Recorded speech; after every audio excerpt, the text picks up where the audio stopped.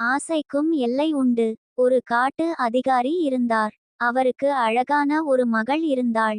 ஒரு நாள் பட்டாம்பூச்சியை துரத்திக் கொண்டே அந்த பெண் காட்டிற்கு சென்றாள். அப்போது அவளை பார்த்த ஒரு சிங்கத்திற்கு அந்த பெண்ணை மிகவும் பிடித்துப் போய் விட்டது. அதனால் காட்டு அதிகாரியிடம் சென்று, தனக்கு உங்கள் மகளை கல்யாணம் செய்து வையுங்கள் என்று கேட்டது. அதிகாரி சிங்கத்தை பார்த்து பயந்தார். அதனால் என்ன செய்யலாம் என்று யோசித்தார். அவருக்கு ஒரு யோசனை தோன்றியது. அவர் சிங்கத்தை பார்த்து, காட்டு ராஜா, காட்டு ராஜா, என் மகள் ரொம்ப பயந்தவள். உன்னுடைய பற்களையும் நகங்களையும் எடுத்துவிட்டால் அவள் பயப்படமாட்டாள். அப்புறம் நான் அவளை உனக்கு கல்யாணம் செய்து தருகிறேன் என்று சொன்னார். அந்த பெண்மீது கொண்ட பிரியத்தால் சிங்கம் அதற்குச் சம்மதித்தது. காட்டு அதிகாரி முதலில் அதன் பற்களை பிடுங்கினார்.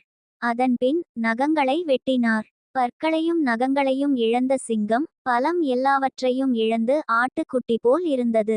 உடனே காட்டு அதிகாரி ஒரு தடியை எடுத்து சிங்கத்தை பலமாக அடித்து விரட்டினார்.